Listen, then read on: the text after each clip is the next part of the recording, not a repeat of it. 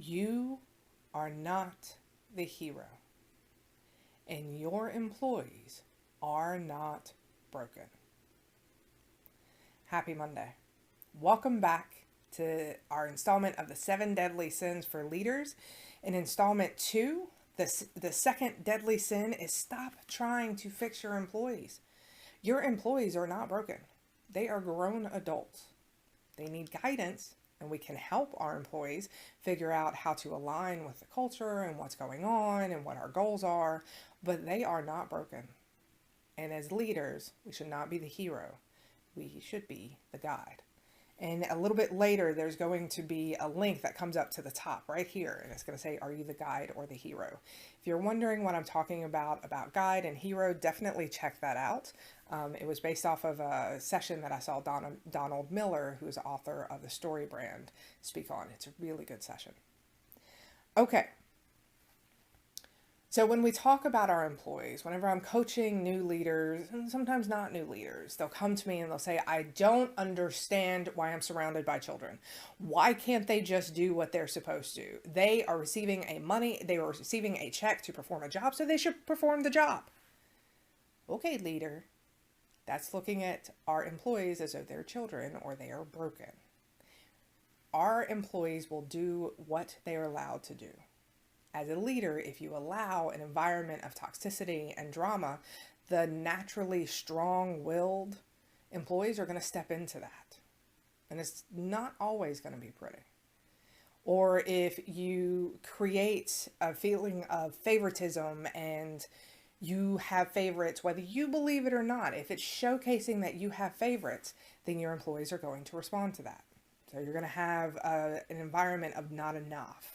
That there's not enough resources, there's not enough time, there's not enough, and they start vying for you to be that person that passes out all of those resources. Both of those cases, you end up doing more work. That's the problem whenever we don't empower our employees, when we treat our employees as though they're broken and as though we have to fix them. We end up working exponentially harder managing all of these things instead of driving our team to the next to that next goal and helping our company achieve the results. So let's talk about what we can do to not try and fix our employees.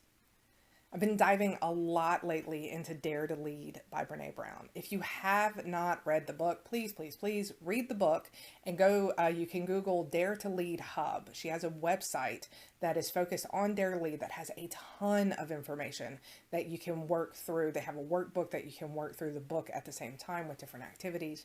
And one of the things that she talks about that I've never really been able to articulate, but as soon as I read it, I was like, yes, this is it.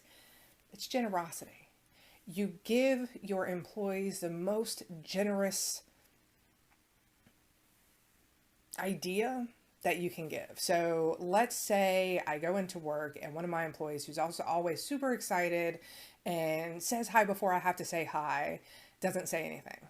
And whenever I say hi, they don't respond. The story I begin telling myself may be they're mad at me, they don't like me, what did I do wrong? When in reality, they may be going through something personally and were totally in their heads and just didn't hear me. And so now I ask myself in those situations, what is something that has nothing to do with me that could be an alternative to this scenario? And I always try and give my employees the benefit of the doubt. I don't want somebody to assume the worst in me. So why would I assume the worst in somebody else? There's an old saying that says we judge ourselves on our best intentions and others judge us based on our actions. What I suggest is that we start judging others on their best intentions as well. Now, the second thing that we can do is whenever there is a situation, whenever there is a problem, then let the employees help you find the solution. I had to get really used to not being the smartest person in the room. That was something that I had, it was a label that I held very near and dear to my heart growing up, was I was the smartest kid in the room. I put up a lot of barriers and a lot of armor to protect that. And when I became the leader later, many years later, I didn't realize I still had that need to be the smartest kid in the room, which meant that I wasn't asking my employees for help. when there was a problem, then I was going to be the one to solve it. I was going to be the hero. Took a class. Somebody said, start asking them for help. They know more than you do. I was a little offended by that. But when I started thinking about it, I realized that that was correct. Because the employees are living day in and day out. They live and breathe, especially in the front line. They live and breathe the front line. They know the challenges that our customers are facing. They understand where the pain points are. So why wouldn't you include them when you're trying to resolve an issue? Most of the time, they're going to have a better, more efficient, and less expensive answer. So the second part of not trying to fix your employees is include them in the problem. Let them help you solve it. And the third step is take responsibility for the problem.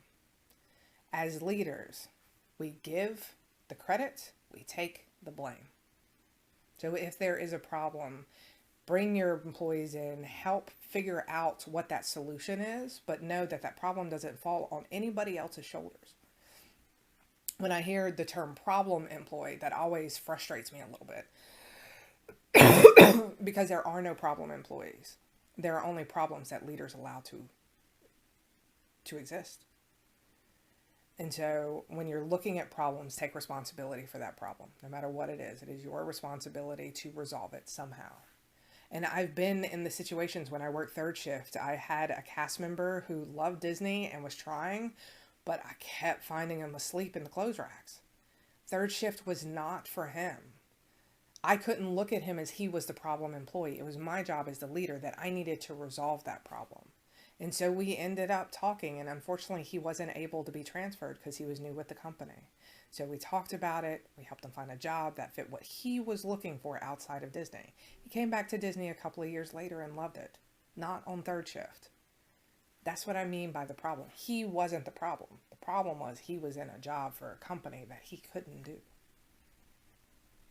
So when we are looking at not fixing our employees, there's some things to remember. Assume the best of your employees. The second thing to remember is let your employees help you find the solution for the problems.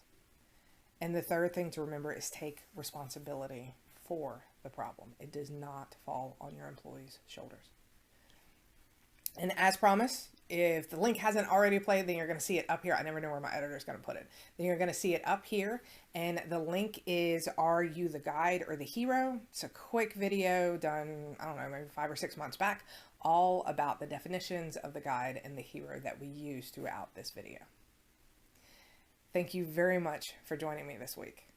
I can't wait to see you next week. And if you're liking this, if you're liking the 7 deadly sins of leadership, you're liking kind of how we're building on this, then one, please do me a favor, share this content. It is huge if you share, and then like and maybe throw in a comment.